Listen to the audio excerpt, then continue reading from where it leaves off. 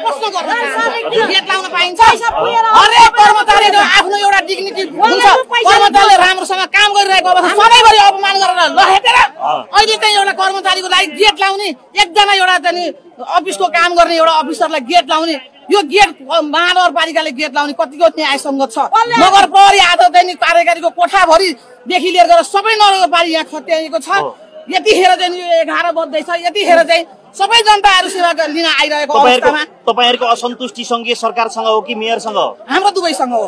किन हो भनेपछि चाहिँ तपाईको सरकारले पनि कर्मचारी समयमा पठाउनु पर्छ र सर्वबडाको लागि गर्नुपर्छ र नगरपालिकाले पनि कसरी चाहिँ त्यो कर्मचारीको गलत छ भने गलतको लागि चाहिँ सही गराउनु पर्छ र यदि गलत छैन भने राम्रोसँग छानबिन समिति गठन गरेर काम गरिरहेको अवस्थामा जुनै पनि कर्मचारी आउनुहुन्छ उहाँहरूलाई चाहिँ हामीले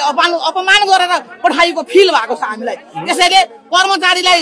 न्याय गर्ने पनि निकाय हुन्छ कर्मचारीलाई न्याय गर्ने हरेक निकाय छ नि त्यो निकाय भन्दा माथि रहेर संविधान भन्दा माथि रहेर कसैले पनि कारबाही गर्ने अधिकार छैन त्यसको खिलाफमा चाहिँ आज यो कर्मचारीहरू यहाँ उठेको हो र हामी एक भएर उठिरहेको अवस्था छ अहिले जुन एउटा अनुसन्धानको घेरामा हुने अहिले प्रमुख प्रशासकीय अधिकृत सरोज गुरागाईको हाजिरीको लागि तपाईहरुको उपस्थिति हो कि प्रमुख प्रशासकीय अधिकृत जो भए पनि हुने भन्ने हो कि के हो जो भए भन्दा पनि हाम्रो चाहिँ नि यो हो सरोज अधिकारीले गताउनु भएको छ भने त्यसलाई चाहिँ निकाय छ नि त सही गलतको लागि कारबाही गर्ने निकाय छ नि त्यो निकाय मार्फत गरिनुपर्छ न कि महानगरपालिकाको होइन भने उहाँलाई हाजिर गराउनु पर्छ काम गर्न दिनुपर्छ र हामी यो चाहिँ नि अहिलेको हातको मात्रै होइन उहाँको निरन्तरताको लागि पनि हाम्रो आन्दोलन उहाँकै निरन्तरता हो निरन्तर हुनुपर्छ उहाँकै निरन्तरता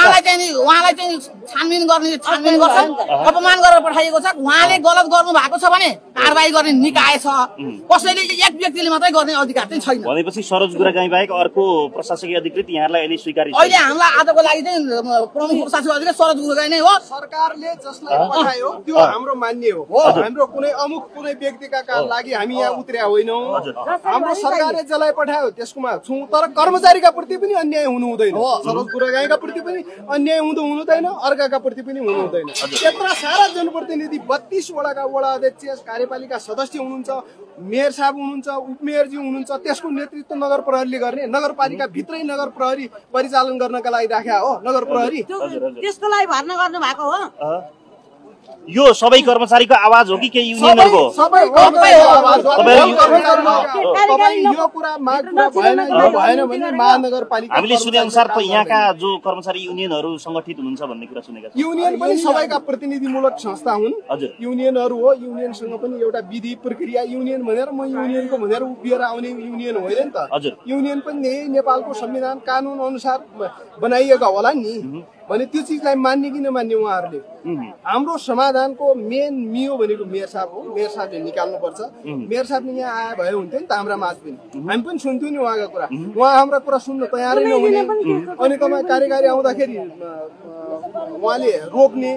तपाईँ गाडीमा व्हील लक लगाउनु भएको छ हेर्नुभयो तपाईँहरूले खिच्नुभयो फोटो त्यहाँ खिच्नुहोस् फोटो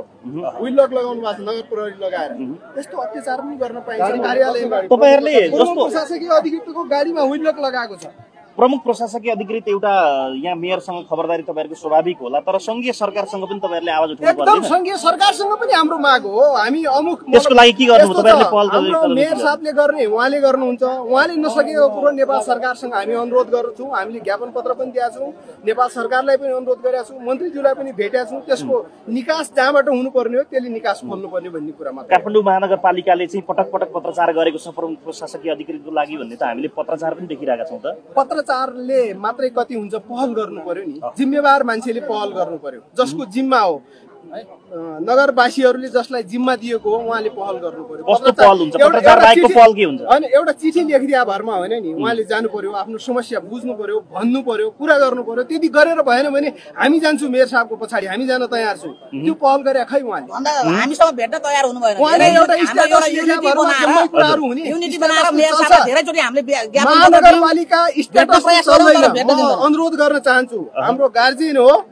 मेयर साहबलाई जिम्मेवार भएर उपस्थित हुनुहोस् महानगरपालिका स्ट्याटसको भरमा चल्दैन यो कुरा चाहिँ बुझिदिनु पर्यो शुभराम सरको चाहिँ मेरो नरबहादुर साउद हो म स्थानीय कर्मचारी युनियनको केन्द्रीय अध्यक्ष